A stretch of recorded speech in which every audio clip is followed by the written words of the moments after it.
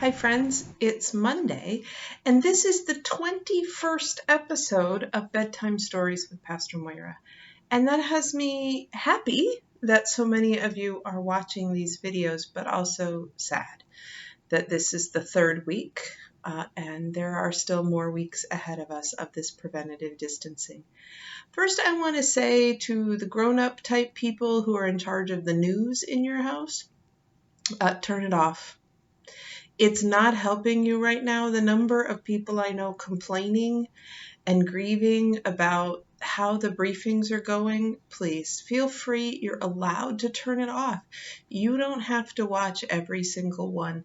You can read the news. You can designate a friend who will watch the news for you and connect with them and find out what happened or what was said, but you don't have to watch every single one of them on your own. And kids, if you're listening, tell your parents that you would a whole lot rather watch something else. And maybe together you could watch a cooking show or something exciting, and mom and dad or grandma and grandpa or whoever you're with for your preventative distancing time will be a lot happier too.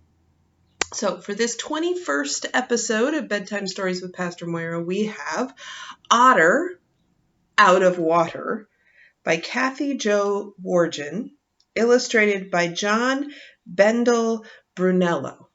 Otter Out of Water.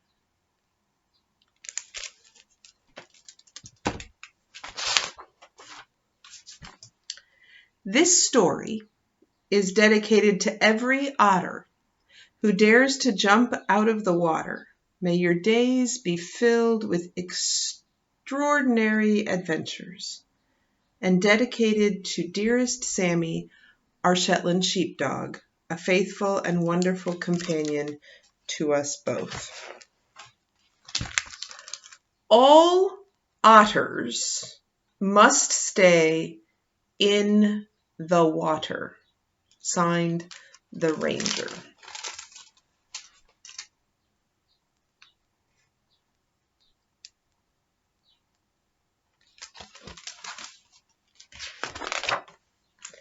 Have you seen an otter at play in the water? It's long and it's trim and it knows how to swim. It rolls and it spins, it twists and it grins.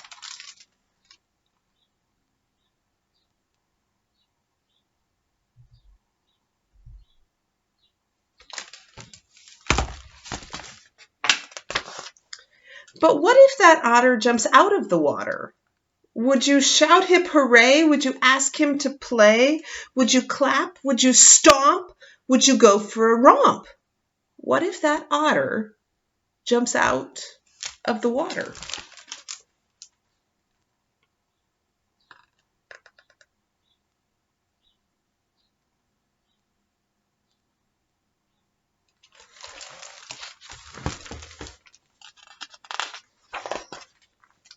Now, what if that otter stays out of the water? Would you scamper uphill then slide down in a spill? Would you ride on your bellies with great otter skill? Would you both get muddy? Would he call you buddy? What if that otter stays out of the water?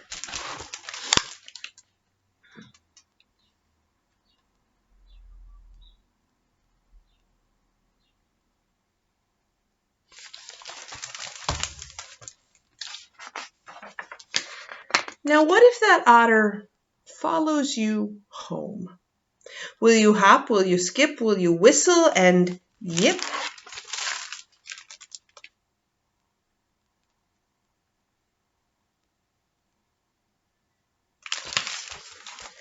Would you hide in the bushes to give him the slip? What if that otter follows you home?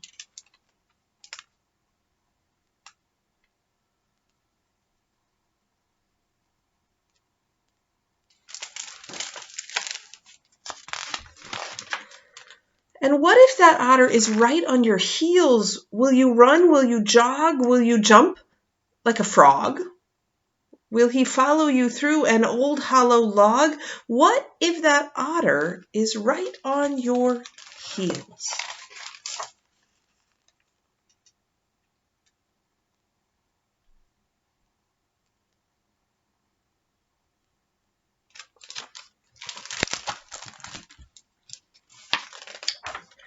Now, what if the otter sneaks through the door? Would you toss him out?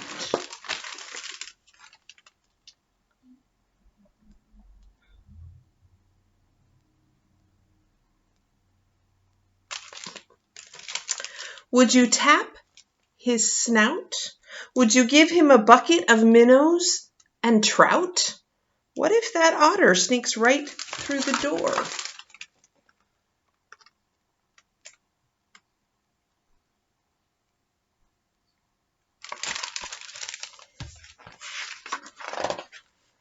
What if the otter remains in your house?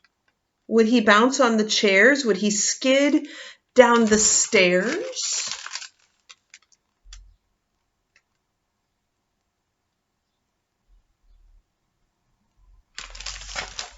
Would he swing on the curtains that hang in neat pairs? Do you think an otter belongs in the house?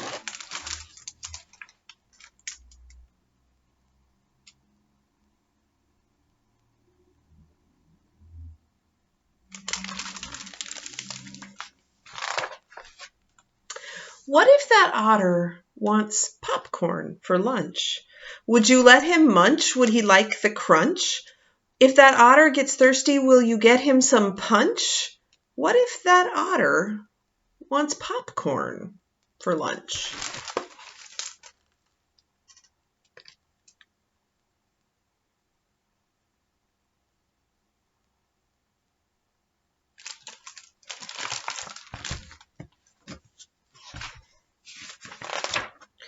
And what would you do when it's time to wash up? Will you give him a scrub in your mom's kitchen sink?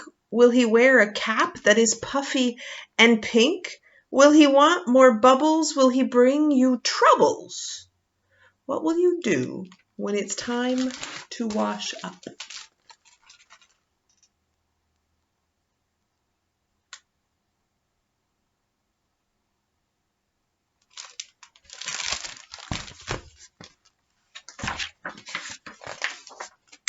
This silly otter belongs in the water. He cannot roam. His family is waiting for him to come home.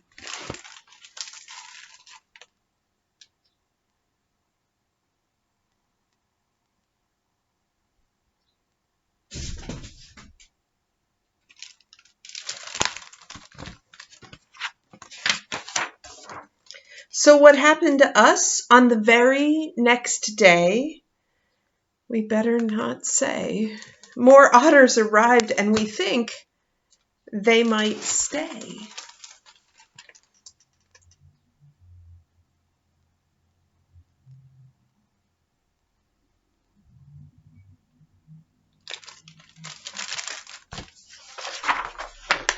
The end. So, my friends, we have weeks ahead of us in this new way of being together in preventative distancing. But I know we can do it. And the news is scary and the news is frustrating. And so I remind you again, you can turn it off and you can tell lovely stories about otters that come to your house, or you can go on a walk and look for all the people who've put hearts in their windows or teddy bears. And you can count dandelions that are coming and look for all of the tulips that are starting to grow and things like that. And you can hug the people who live with you in your preventative distancing space, and you can reach out by phone and phone and email and video chat and all of those ways to the people that you can't see. And you can give lots and lots of virtual hugs so that we can stay connected in these days. And you know what I'm going to ask you to remember from tonight until tomorrow night when we have another story is just how very, very, very much I love you. Bye-bye.